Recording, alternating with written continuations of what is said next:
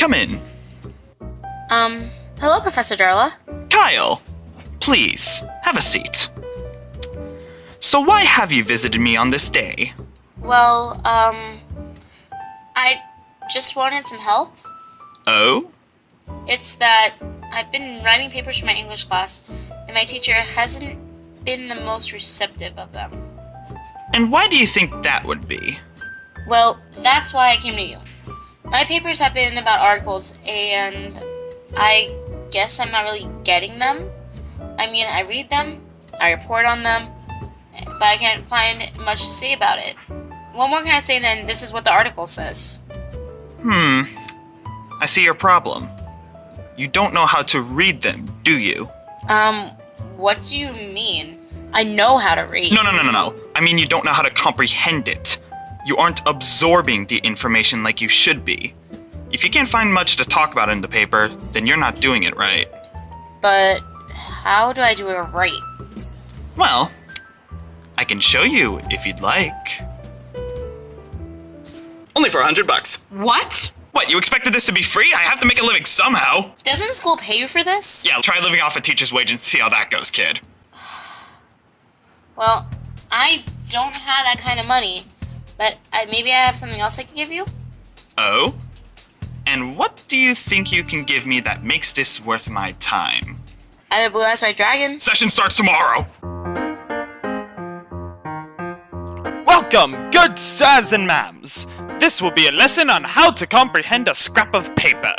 I hope my lesson will be of service to Bob Wake Up. You're not my mom!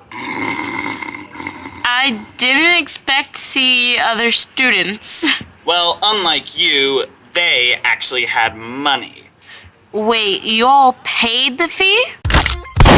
Learning is an important vital process of my neurological development that I must take every advantage of as a perfectly normal human being. 100 slips of paper is a small price to pay to advance as a creature. Anyway, I'm going to start this off by asking one simple question. Why are you reading? Sometimes I read for fun. That's a valid reason. Reading for pleasure is important, of course. But I'm talking academically. Why are you reading the text? What do you hope to gain from it? What is your goal? Well, I would think that would be obvious. Other than trying to get an A. Oh heck no, I'm thinking C at the most. Okay, so it's true that most of your goals are to pass the class, but your teacher gave you that paper to read for a reason. Likewise, anyone who reads an academic paper, or pretty much anything, does so with a goal in mind. You could read a psychology book with the goal of learning more about mental disorders. You might be reading a transcript of a speech with the goal of analyzing its persuasion tactics. Or you could be reading a math book with the goal of studying for a test. Each one of these goals uses different reading strategies, so it's important to decide on what your goal is beforehand. For the purposes of demonstration, let's paint a scenario. We want to write about immigration and border security, but we don't know much about the whole ordeal. Our goal then is to get information on border security and the various perspectives that people have on the matter. In this case, we're going to look at an opinion piece on the whole ordeal. So we have our goal, and we have our article. Now what do we do? I guess we would start reading, right? Up. Not so fast, my young woman. Do you even know what the author is trying to argue? Well, I figured I would try to find out by reading it. You could, but it's better to get a general sense of the paper before plunging into it. That way, you know what you're getting into when you read it. You can do this by looking at the title of the paper, any subheaders, and by reading the conclusion of the paper. This is what we call pre-reading. So before we read this article, let's look at the title, Toward Carefully Controlled Legal Immigration. Already, this title tells you that the author is making a case for stricter border control.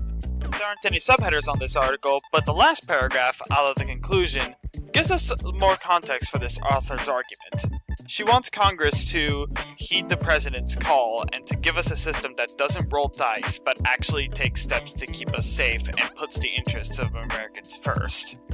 Simply from this conclusion, we know that she is against the current immigration system, and that she has an Americans first mentality to the whole situation. With this knowledge, you now know what you're getting into. So, let's talk about some strategies for actually reading the paper. First, as a wise man once told me, you want to read the paper like you're having a discussion with the text you're reading. Listen to what they have to say, and comment on anything that catches your interest. If you go into an academic paper or an article with this mindset, you'll get a lot more out of it than if you're just treating it like a lecture. A common way to do this is by annotating. This is when you mark the paper using highlighters, pens, and comments. There's no strict method to annotating, you could even get creative with it if you want. But just remember, you're having a discussion. Make note of anything that catches your interest and explain why it captures your interest. Regardless of how we annotate, there are 4 kinds of notes you can make.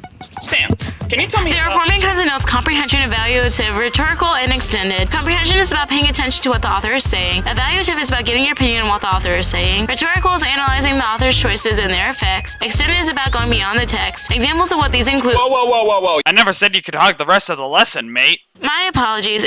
So anyway, Sam brought up the 4 types of reading, so let's go through the article and see how they can be applied. In this article, the first thing that catches my attention is the introduction. She immediately opens by criticizing a common argument that immigration advocates reference, that native-borns are more likely to commit crimes than immigrants. It caught my attention because I've heard this argument a lot, so I'm interested to see what she has to say about it. I'll make a note stating that the paragraph is getting set up to debunk a common counter-argument, which would be a comprehension note, since I'm talking about what the paragraph is about. The next paragraph is about statistics and evidence. It claims that while there are less immigrant prisoners than native-born prisoners, if you compare the percentage of immigrants in the general population with the percentage of immigrants in prison, you can see a stark difference. Now, the author says that this is proof that immigrants are more likely to commit crimes than native-borns, but you might have another interpretation of those statistics, or find alternate statistics that put more light on the issue. These are extending notes, notes that go beyond the text to offer alternative interpretations or evidence. This shouldn't be confused for evaluative notes, however. Going forward a bit, one paragraph says that illegal immigrants shouldn't be here and their crimes shouldn't have happened. You could give your own comments on this, state whether you agree or disagree, and why. This would be an evaluative note, since you're stating your praise or criticism about the author's position. And last but not least, you may notice that the author uses tactics to try and persuade her audience. I've noticed that the article starts off by listing statistics to counter a point, and then the rest of it talks about the author's opinion that our system should be based on merit, that immigrants are disrespecting our laws, and how Trump could provide what we need. She talks about one point and debunks it, and then tries to convince the audience that the left lies have been exposed. These are all rhetorical notes. Notes about the choices the author made to the paper and the effects of those choices. And that about covers it. Any questions? No, I think I'm good. And despite the rather bizarre interruptions, I think I've learned a lot today. Well, I'm glad I could be of service. Yes, thank you. So, are the others gonna be alright? I'm sure they'll live. Sir, you have a lawsuit for broken bones and property damage. You'll never take me alive! Wait a minute. I forgot to give him the dragon.